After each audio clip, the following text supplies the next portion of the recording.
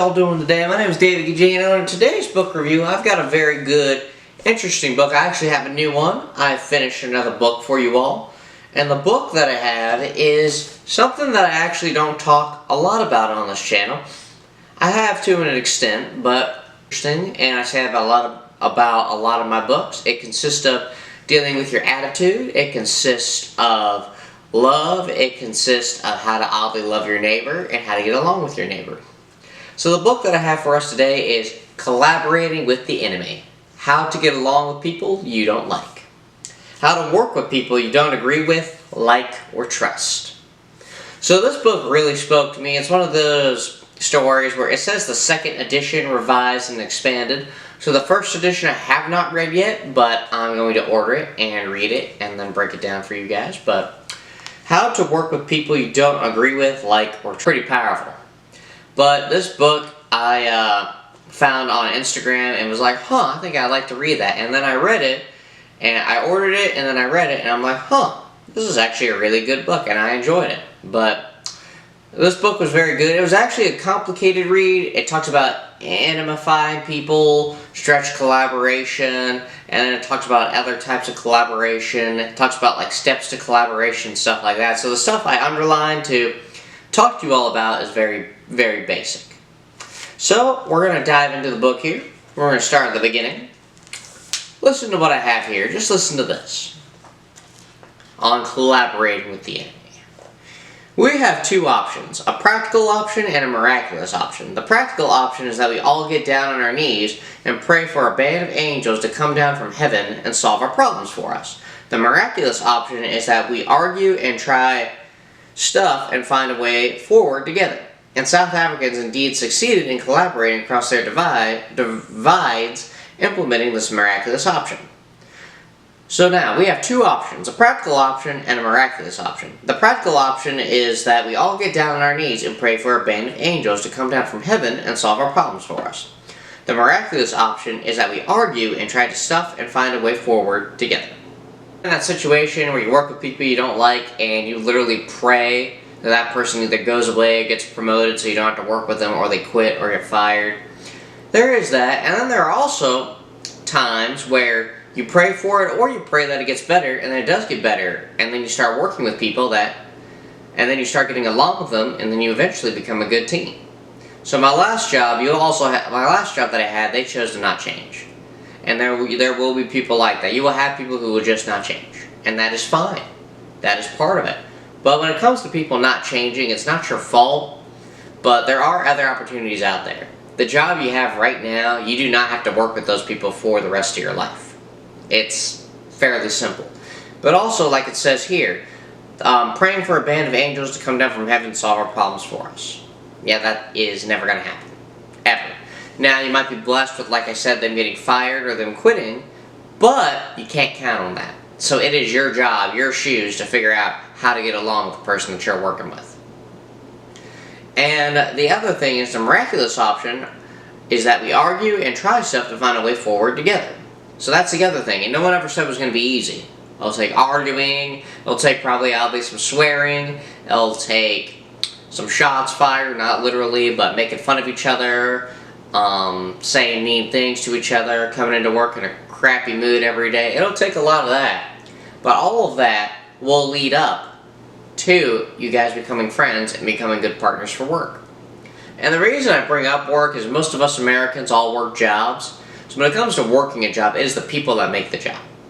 And I don't care what anybody says. It is the people that make the job. How do you think guys get through, guys who do concrete in 90-degree weather or even cold weather, people who do landscaping in hot and cold weather, people who are working construction for 12, 16 hours a day. Just really think about that. They all do it because of the people they work with. Not because of the money, but because of the people they work with. So think about that. I should also mention that the book is by a guy named Adam Kahan. And Adam Kahan is a co-founder of Rio's Partners and best-selling author whose 6 books have sold 250,000 copies in 20 different languages. He has supported executives and politicians, generals and guerrillas, and community activists and government officials to work together to solve their toughest problems. That's impressive. In 20 different languages, 250,000 copies. I'll be. Now the next section we have is a little more relatable to what we deal with in our working world. But listen to what Adam Kahan has to say. Listen to this. In summary, we face strong forces. Political, social, anthropological, cultural, and neurological, amplified by social media algorithms, that push us into dynamics of black versus white. To be able to collaborate with people we don't agree with, or like, or trust, we must look at our situation more carefully to discern its many shades of gray. This is what enables us to enact the practical option, what the South African joke rightly referred to as the miraculous option. A meeting, argument, but into dynamics of black versus white. To be able to collaborate with people we don't agree with, like, or trust, we must look at our situation more carefully to discern its many shades of gray. So think about that. You really got to look at your situation carefully. Why? Because it could be for many different reasons you're not getting along with your coworker. Your coworker may be a jerk and just be in a bad mood all the time. How you solve that? You ask him why he's in a bad mood. You ask him what puts him in a bad mood. And if he refuses to answer any of that and refuses to change, then he is a lost cause. And it's unfortunate, but if he opens up to you about his life outside of work, because a lot of people don't think about is people who are mean, you don't know what their life is outside of work. It gives them no right to be mean, but you do also have to think. Them even why they're being mean to you is the answer. Then other times, it's just like you'll eventually get sick and tired of it. There's nothing wrong with that. But you also gotta think, putting yourself in their shoes, you may be mad just like them. You may be angry all the time just like them. And there's nothing wrong with that at all. But like it said, of meeting, arguing, acting, and thereby finding new ways to move forward together. So think of acting, for example. You may honestly have to pretend to be in a bad mood to get along with your coworker. Because it's weird, but it's also like great minds think alike. When people are in bad moods at work, they bond about why their day is bad. They bond why their job is not treating them well. So like my coworkers at my job, we bond when the machine breaks down because we sit in the break room and we talk about life, we flip through our phones, we crack jokes here and there, and that's just what we do.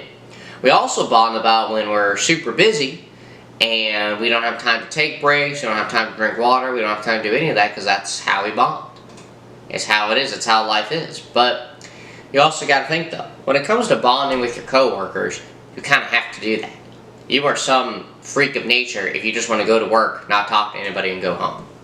I cannot do that. I have to socialize. I have to say words to people.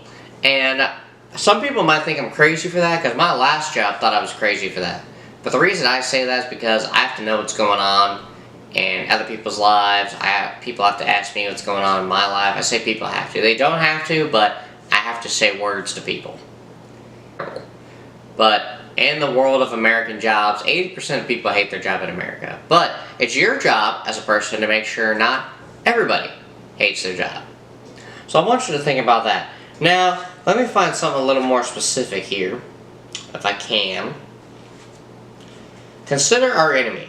What I'm saying is that contrary to the first commonplace view shown in Figure 2.1, there isn't a simple, principled, fixed black versus white line between those with whom we must and must not collaborate.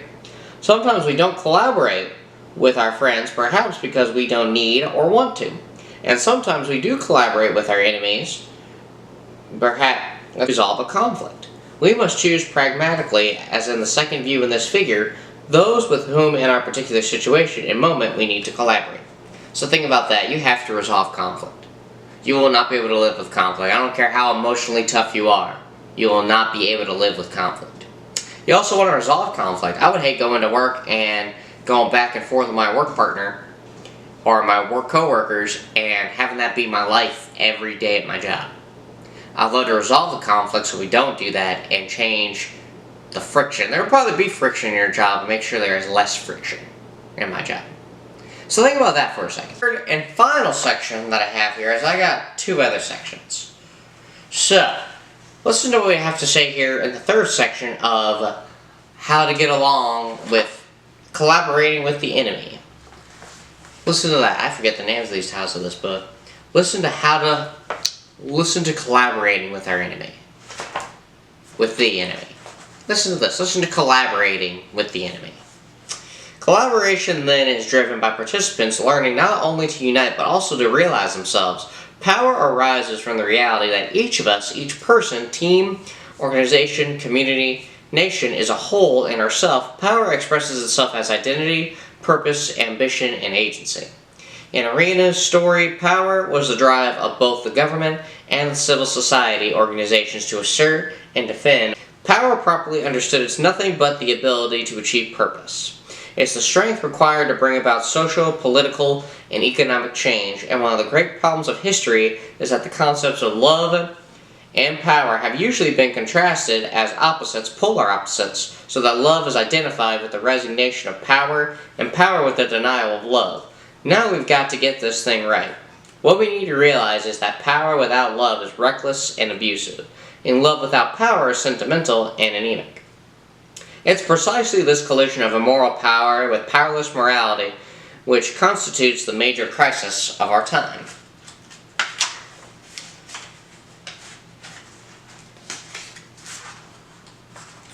Collaboration must work with love. Ignoring love is ignoring the reality that we're interdependent and need to work together to get things done, indeed to stay alive.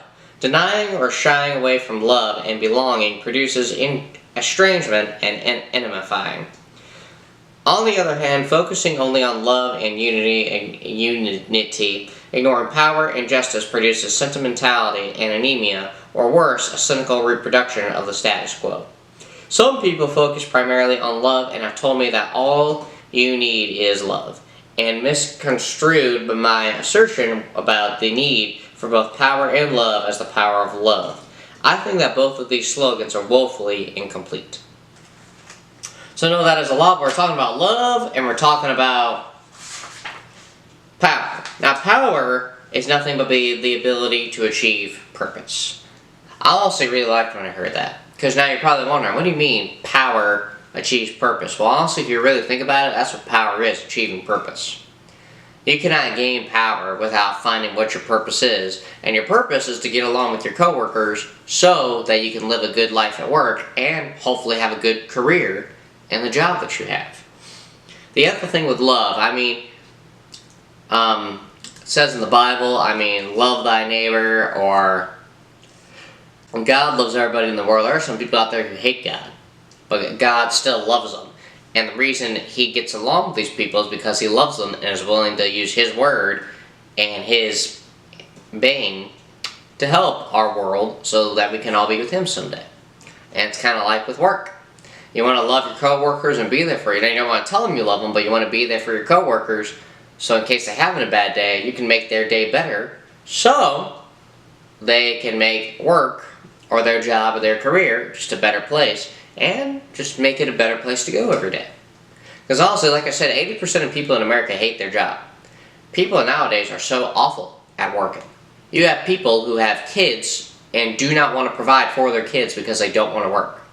You have people on the verge of being homeless and having no money because they don't want to work. They might think, well, that's not my problem. It's not my problem that our world is lazy. It is not. But if you can make work a good environment and you can come back, if you're one of these people, those people, you can come back to your job. Just when you come back to your job, just make sure being like, you know what, I'm going to make this a good place to work. I'm going to be nice to everybody. And I'm going to stay here and provide for myself. So collaboration is driven by participants yearning not only to unite, but also to realize themselves. You want to find yourself in your job. You want to find yourself in life and in the world. Because finding yourself, that's what life is. That's why you're on this earth. That's your purpose on this earth is to find yourself and live for God. Now, power expresses itself as identity, purpose, ambition, and agency. In Arena's story, power was the drive of both the government and the civil society organizations to assert and defend their own interests. So think about that. It's identity, purpose, ambition, and agency. And that's what you should have with your job. You have to have purpose within your job. I love my job. Yes, there are days that are bad where it's busy and I work in a factory and it's hot and my coworkers don't get along. But the busy days show us that it's hard, it's not easy. This is another way to view your job. It's hard and can be stressing sometimes. when you're with people who are in a bad mood and do not like working. That also shows how you don't want to be and how you don't want to act when you're having a bad day. And when it comes to days that are gravy and days that are not busy, that is where you bond and get along with your coworkers. But otherwise, you fake it till you make it, and you make sure everyone else has a good day. So, this is Collaborating with the Enemy by Adam Kahan. I hope you all like this book and like this review. It was a difficult read. He tells these wild stories about places he's been and how he's gotten along with all these random people in different countries. But this book was very good, I thought. If you do read it, let me know what you think it says or how to interpret it. And also let me know if you have read it in the comments what you really liked about it. What it taught you at your job or your career.